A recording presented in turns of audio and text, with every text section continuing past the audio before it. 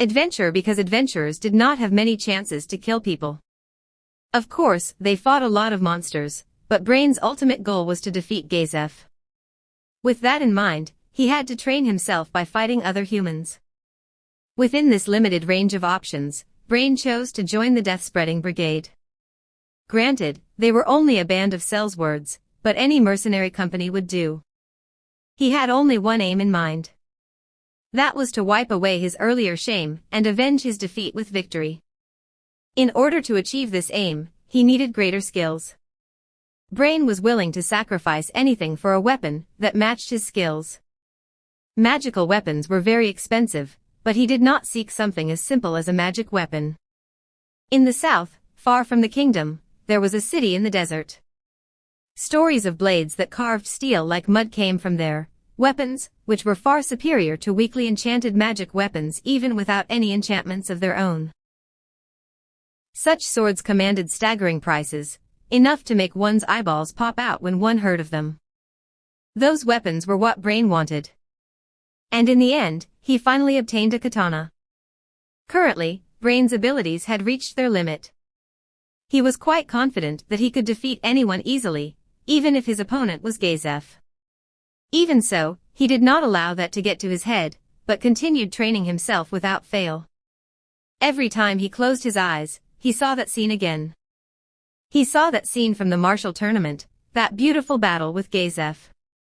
He had evaded that strike of his which nobody had been able to avoid, and responded with 4 simultaneous slashes. With no way to imagine himself in defeat, all he could see was the noble form of the man who had beaten him, branded into his mind. Diamond suit, diamond suit, diamond suit. Brain walked to the entrance of the cave, and the faint smell of blood greeted his nose. The screams had stopped. That meant that all his comrades near the entrance had been slaughtered. Only about 2 or 3 minutes had passed. There should have been at least 10 Sellswords at the entrance. Their orders were to hold fast, to buy time for the others to gird themselves for war. But to think someone had killed all these mercenaries in so short a time. If there's only 2 intruders, that means their abilities must be around the same level as mine. Brain smiled coldly. As he walked easily forward, he downed a potion from the pouch on his waist. The incredibly bitter liquid flowed down his throat and into his belly. He quaffed another bottle, and a wave of heat expanded from his guts, flowing into every corner of his body. In response to that heat, he could hear his muscles bulging and tightening. This rapid muscle augmentation was the result of the magic contained within the potion. The first magic potion he had drunk had the effect of a lesser strength spell, followed by one which bestowed lesser dexterity upon him. There was no need to ingest the potions. They would work as long as a certain amount of the liquid made contact with his body. However, Brain felt that they would be more effective when drunk, rather than applied. Of course, that might have just been a whim of his, but whims like that sometimes gave rise to surprising power. After that, he anointed his katana with an oil. Said oil left a faint bluish-white glow on his blade, before vanishing as it was absorbed into the metal. That oil bestowed the effects of a magic weapon spell upon his weapon, temporarily enchanting his sword with magic and increasing its sharpness. Activate 1, activate 2. In response to those command words, a subtle wave of magical power spread out from Brain's necklace and ring to envelop his body. The necklace of eye was a necklace which protected one's ability to see, granting blindness resistance, dark vision, flare compensation, and other effects. There was no point in a warrior having the best weapon if he could not hit with it, after all. A common adventurer tactic was to rob a foe of their vision, and finish them off with ranged weapons from a distance. The fact was that Brain had suffered that sort of treatment at the hands of adventurers before obtaining this necklace. After that, he activated an item which could both store and release low-tier spells, the Ring of Magic Bind. The spell it released was 1 reduced energy damage, lesser protection energy. If there were really only 2 attackers, then it was worth fully preparing himself to face them. It would be too late to regret not having made the proper preparations afterwards. With that, he was ready. He took several deep breaths, expelling the intense heat brewing within his body. As he was now, Brain, his body enhanced by various effects, was a swordsman who stood at the peak of humanity. He was absolutely confident in his fighting ability, and a savage grin bloomed on his face. Now that I've prepared myself, I hope you'll show me a good time. Diamond suit, diamond suit, diamond suit. The further he advanced, the stronger the scent of blood became. Two shapes appeared before him. Oi oi, it looks like the two of you had a lot of fun. Hardly. I don't know if it's because these people are too weak, but they're not filling up the blood pool. The response to Brain's unhurried entrance was that casual line. It might have been because the opposition knew Brain would come at them directly. On his part, Brain had no intention of hiding himself, so perhaps that reaction was only to be expected. As he looked on the intruders before him, Brain slightly wrinkled his brow. I was told there were two women, but one's little more than a little girl, and they're in dresses. Still, Brain cast aside those thoughts, because above the head of that unimaginably beautiful girl hovered an orb that seemed to be made of fresh blood. Don't think I've seen that spell before. Are you two magic casters? Both of them wore dresses, garments that were unsuitable for combat. However, if they were magic casters, he could understand why they did not wear armor. I am a divine magic caster who venerates the first of the blood, the divine ancestor Cain Abel. TL note, it's where the implies that he is a god. Also Brain mispronounces it. The Shinso Cain Abel? Never heard of him before. Is he some sort of evil deity? That is correct, but he was defeated by the supreme beings. Apparently, he was just a weak event boss, or something. One would expect nothing less of the supreme beings. Brain looked away from the muttering girl and turned his eyes to the woman that looked like a follower. That woman was also a beauty, with full, upthrust breasts, wreathed in an erotic musk that titillated the senses. Her white dress was flecked in crimson spots. That implied she was the vanguard. Brain relaxed his shoulders, and then gripped the hilt of his sword. Forget it, I'm ready. I can wait for you if you're not. How about it? The girl looked at Brain in surprise. Then she covered her mouth and laughed quietly. How brave. Will you really be all right by yourself? I don't mind if you call all your friends over. There's no amount of small fry which can hurt you, right? Then I'll be plenty enough. It can't be helped if you don't know how high the stars are, right? Childish thoughts like being able to touch the stars by reaching out for them are best left for a girl with childish sentiments like Aura. They're disgusting when you hear them coming from an adult. And why can't such a person exist? What would a little girl like you know about a man's dreams? Brain raised his blade, leveling its tip at the two of them. As she saw this, the girl looked boredly at the ceiling, then forward, and then, get him. The girl raised her chin, and the woman charged. Her movements were swift as the wind, however. Even if she moved like the wind, Brain could still cut her easily. Chestu. As he shouted, Brain brought his katana down with a forceful swing. Filled with a power that could split an armored warrior bodily in two, it raced through the air like a hurricane. Coo. Humph, that was too shallow, huh? Counterattacked mid-charge, the woman leapt away as she pressed her hand against her chest. The cut started from her left shoulder and ran across her breasts. Brain frowned as he stared at his foe. Part of it was because he could not finish her off in a single strike, but there was something else Brain did not understand. That something was why the woman's shoulder was not bleeding. Her blood should have been spurting out, under normal circumstances. Could it be magic? As that thought ran through Brain's mind, he saw what was happening to the wound under the woman's hand, and he narrowed his eyes. The shoulder wound was slowly healing up. He had heard of certain healing spells which worked quickly, but this did not feel like one of them. That being the case, there was only one answer. His opponent was a monster with powers of regeneration.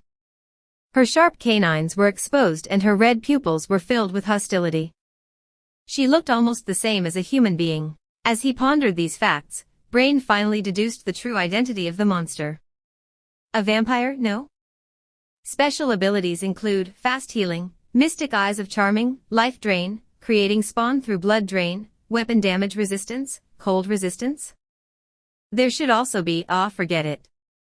There was no need to bother with the rest. With that, he gripped his katana's hilt once more. The woman's eyes went wide, and her red pupils seemed abnormally large. In that moment, a fog suddenly clouded Brain's mind, and he felt favorably disposed toward the enemy before him. However, he dispersed the fog with a quick shake of his head. Mystic eyes, huh? My will isn't weak enough to be affected by that sort of thing alone. Having drawn his sword, Brain's heart was like a sword as well, cleaving effortlessly through regular mind control. The vampire bride bared her fangs to frighten him, but that attempt at intimidation was tinged by her own fear. If she felt that she was stronger, then all she would need to do was charge him without bothering with the scare tactics. In other words, she felt that she needed to be wary of him after his counterattack, or perhaps it was because she felt he was a strong opponent. Pretty smart. Still, a beast making a decision like that is little more than instinct. Brain slowly advanced on the vampire bride, who steadily retreated in time with his movements. Brain scoffed in boredom. The vampire bride seemed to think her opponent was taunting her, and so she ceased her backwards motion, but instead stepped forward. The two of them were roughly 3 meters apart, a distance the vampire bride could cover in a single bound. Even so, she did not pounce him, because she feared Brain's abilities. And then, the vampire bride smiled and extended a hand. Shockwave. A shockwave rippled through the air towards Brain. Given that this spell could easily dent a suit of full-plate armor, it would severely injure Brain, who wore only a chain shirt, if it struck him. In addition, landing that single spell could change the course of this battle, given the difference in the fundamental physical attributes of both parties. However, the vampire bride's eyes went wide in surprise. Smile after you hit, unless you want me to see through your attack. He was unharmed. Brain's mocking laugh rang out after easily avoiding the invisible shockwave. The vampire bride panicked and stepped back. Originally, she had believed humans to be an inferior species and had looked down on him. However, the look of her face was now one of shock as her assumptions had been disproven. Brain did not show it on his face, but he knew he had to change his tactics now, because he had not expected his enemy to use magic as well. Brain's target was the man called Gazef. He desired to cross swords with him. Therefore, his knowledge of magic was not as great as his knowledge of blades. He did not know the mysteries of magic, and had no idea what kind of tricks his opponent would pull next. In the end, the two of them ended up staring at each other. The girl standing at the sidelines was displeased by this deadlock, and could no longer hide her annoyance. Tag out. The girl snapped her finger, and the crisp, clear sound made the vampire bride's body shudder. Brain remained still as he watched the vampire bride look away. It was a perfect chance to attack, but Brain did not do so. He shifted his attention from the vampire bride facing him to the girl. She was petite, though the fact that her breasts were full and bulbous seemed quite out of place on her skinny body. Her delicate arms looked fragile enough that Brain felt he could break them if he exerted his full strength. There were many kinds of divine magic casters. Perhaps she was not a melee-oriented cleric, but a spell-oriented priestess, or perhaps she was a bishop, who specialized in spellcasting. However, she was asking to tag in so she could fight in person. That implied she was confident of victory even without her vanguard. What that meant, as Brain thought about it, he smiled. Doesn't look like a command to a summoned creature. That means she must be a vampire as well. In addition, given the girl's attitude, she must be a higher order of vampire. Monsters' appearances often did not match their actual abilities, so it would not be strange for that little girl's body to possess higher physical abilities than the vampire from just now. In addition, she had observed Brain's formidable combat prowess, and still chosen to take the field. In contrast, the vampire bride looked afraid. A mistress who can frighten a vampire. Looks like she'll be a tough foe. I'll need to be on my guard. As he sized up the girl, Brain continued pondering her true identity. Speaking of a vampire's mistress, could she be one of those legendary vampire lords? I heard there was one of them who earned the title of Landfall for destroying a nation. However, the stories also say she was wiped out by the 13 heroes. If she had been beaten by heroes in the past, then his opponent was hardly invincible. Brain tightened his grip on his katana's hilt, slowly shifting into an attack stance. I am Brain Unglaus. After Brain identified himself to this mighty foe, the girl reacted in a surprising way. She quirked an eyebrow at him. Feeling somewhat uncomfortable, Brain asked the girl, "What is your name?" "Ah. You wanted to know my name." Cositus might have gotten it right away, but I've never looked at people like that before, so it took me a while to get it. My apologies, but you should have just asked me directly. The girl took up the hems of her skirt and curtsied elegantly, like a dancer at a ball. My name is Shaltir Bloodfallen. And the pleasure will be all mine. Diamond suit, diamond suit, diamond suit. That elegant curtsy was directed to a man who stood before her with a drawn blade. He was unsure if she knew she would not be attacked, or if she was confident of dealing with any attack that did come. Judging by her expression, it would seem to be the latter case. Someone like you is nothing to be afraid of. Let me break that self-assurance of yours. Brain stared silently at Shaltir, his eyes keen razors that would terrify even a hardened veteran. Her calmness irritated him, but on the flip side, that expression of hers played right into Brain's hands. It was the arrogance of the strong. This arrogance was one of the weapons humanity could use to defeat monsters, whose power outstripped that of human beings. In fact, Brain had played on this sort of opportunity before to defeat several monsters who were mightier than himself. The most important thing was, he could mock them after he defeated them.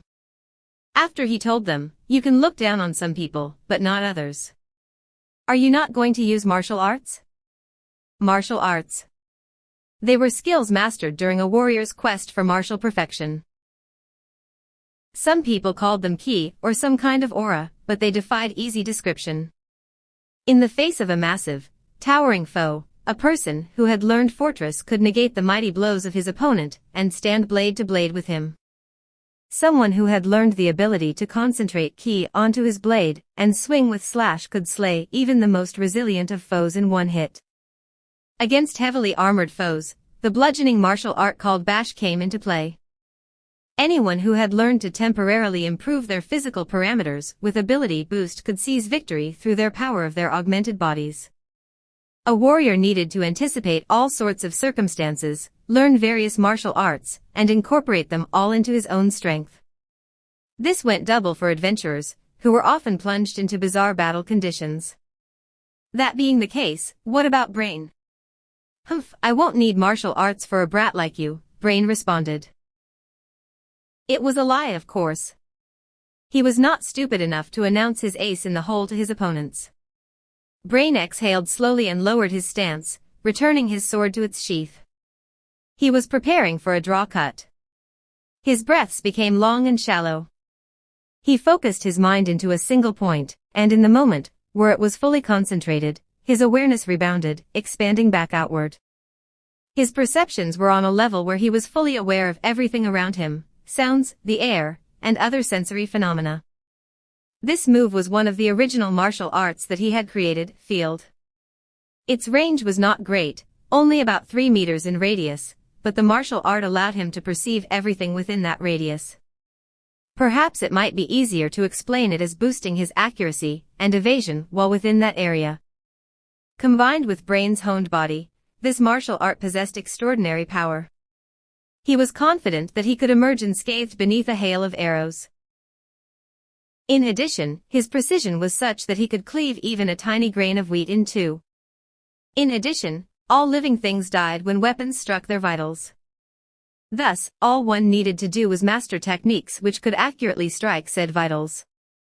Rather than learn a broad range of techniques, he had focused on one single goal.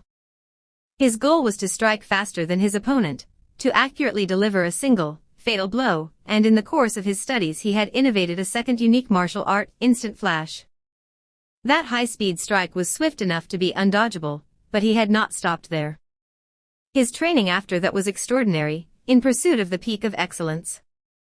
He must have practiced it hundreds of thousands, no, millions of times. His ceaseless use of the instant flash had caused calluses to grow on his palms, specializing them in performing the technique, and parts of his sword's hilt had been worn into the shape of his grips. In his unending quest for perfection, he had once more birthed a new technique.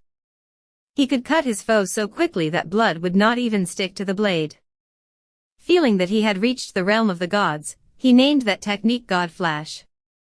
With that move, his opponents would not even realize he had struck.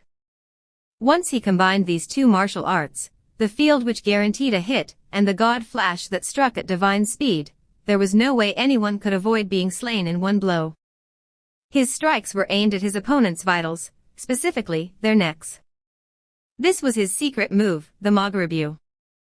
TL note. A mogari is a form of bamboo fence, while the Mogaribyu is the sound of the winter wind blowing through that fence. Like a flute, it was named for the sound his opponent's blood made when it spurted from the stump of their severed necks. Against vampires, there would probably be no spray of blood, but being able to sever his foe's neck probably counted as a victory. Are you done preparing yet? As she looked at Brain, who stayed silent and did nothing but breathe, Shaltir shrugged in boredom. I'm ready to make my move, so if you have any last words, feel free to say them. Then let the trampling begin. Shaltir strode forward with that cheerful pronouncement. Are you kidding me? We'll see how calm you are after your head hits the ground. Brain did not say that. He felt that doing so would break his concentration and waste his effort. Shaltir's steps were unguarded, seemingly defenseless, as dainty and casual as if she were heading for a picnic. This was not the way a warrior moved. Brain fought the urge to grin. He felt she was foolish, but there was no way he would go easy on her. Brain went on to use ability boost. He was waiting for his opponent to enter his field, which was also his striking range, and once she did so he would attack. Arrogant monsters who thought themselves mightier than others were all like that. After all, humans were weak creatures with inferior physical abilities, and no special abilities of note. However, I'll teach you how dangerous it is to look down on mankind. Brain mused that martial arts were created to fight beings that were stronger than humans. I'll finish you off in one hit. Haughty monsters would often struggle when pushed into dire straits. If he could not finish her off in one blow, she would probably instruct her vampire to come help her. Then the battle would become 2 against 1, and even Brain would be hard-pressed to hold them off. Thus, he needed to kill her in one blow. Brain's face was impassive, but he was laughing internally. He laughed at his opponent's leisurely approach. Perhaps she did not know that she was climbing the stairs to the chopping block. 3 more steps, 2 more steps. 1 more step. And then, your head is mine. With that mental declaration, Brain struck with all his might. Who? He expelled a short, forceful breath. His blade cleared his sheath, slicing through the air at Shaltir. There was a single word to describe the speed of this movement: lightning. By the time one saw it, one's head would have fallen, so quickly did it take place. After practicing millions of times, it was truly a divine flash. I win. As Brain thought that, he stared in shock. The blow had missed. The strike into which he had poured his entire being had been evaded. If that had happened, he might have been able to admit that he had met an unimaginably powerful opponent. However, Shaltir had caught it with her fingertips. She had caught Brain's lightning-fast strike. In addition, she held his blade gently, like one with the wings of a butterfly. Brain could not help but pant heavily, as he felt the air seem to freeze around him. I'm impossible. Those nearly inaudible words accompanied each gasp he made. Brain struggled desperately to rein in the tremors within him, as the scene before his eyes utterly defied his expectations. However, it was an undeniable fact that there were 2 of Shaltir's ivory fingers upon the body of his blade, her thumb and her forefinger. More than that, she had not seized his blade from the front, but hooked her arm around the swing to catch it from behind.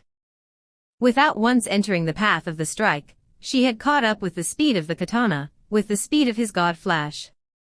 Although she appeared to be gingerly grasping the blade, with hardly any effort at all, Brain could not budge his sword backward or forward, despite pouring the full strength of his body into his exertions. It was like yanking on a chain fastened to a stone several hundred times his own body weight. And then, the force on his sword suddenly increased, almost throwing Brain off balance. Humph, Cositus has several of these too, but since there's an astronomical difference between the wielders, it's hardly worth being on guard for. Shaltir pulled the grasped katana before her, studying it. As Brain understood what she had said, the inside of his head turned white. It was a sense of despair which denied his entire life. Even so, he pulled himself together again. That was because he had been defeated once, and just as a broken bone would knit back thicker and stronger, he had developed a resistance to the condition of defeat. It was impossible, but he had to believe it. He had to believe the fact that her fingers could easily seize his divinely fast strike. His face nearly turned pale from the weight of that shock, and Shaltir wrinkled her brows in surprise at this development. Then, he heard something like an exaggerated sigh of disappointment. You understand, right? You can't beat me without using martial arts. If you understand, please don't hold back. Shouldn't you go all out now? As those cruel words reached his ears, Brain could not help but curse, you damn monster. As she heard him, Shaltir smiled innocently, radiant as a blossoming flower. Is that so? Do you finally understand? I'm a cold, merciless, cruel, and lovable monster. After letting go of the katana, Shaltir leapt back, to her original position, accurate to within the millimeter. Are you done preparing yet? Shaltir's delighted smile, and those words combined to make Brain's blood boil. How much further are you going to scorn me? Instead, as Brain realized that his opponent was powerful enough that she could look down on someone like him who had reached the limits of human strength, he could not help but be afraid. Should I run? Brain had always felt that living was the most important thing. If he was outmatched, he should run, and erase his shame at a later date. Brain felt that as long as he survived, he could claim the victory in the end, because he was sure he could get stronger in the meantime. However, how could he flee someone whose physical abilities overwhelmed his own by such a large margin?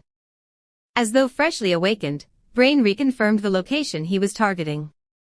He was aiming for her legs, to reduce his opponent's mobility before escaping at top speed. He would avoid the radius in which his foe had seized the strike made with all his might, and instead attack something which was harder to defend. With that in mind, Brain turned his attention to Shaltir's neck as he resheathed his katana. When field activated, he could strike accurately even with his eyes closed, so it made sense to deceive his opponent with his eyes.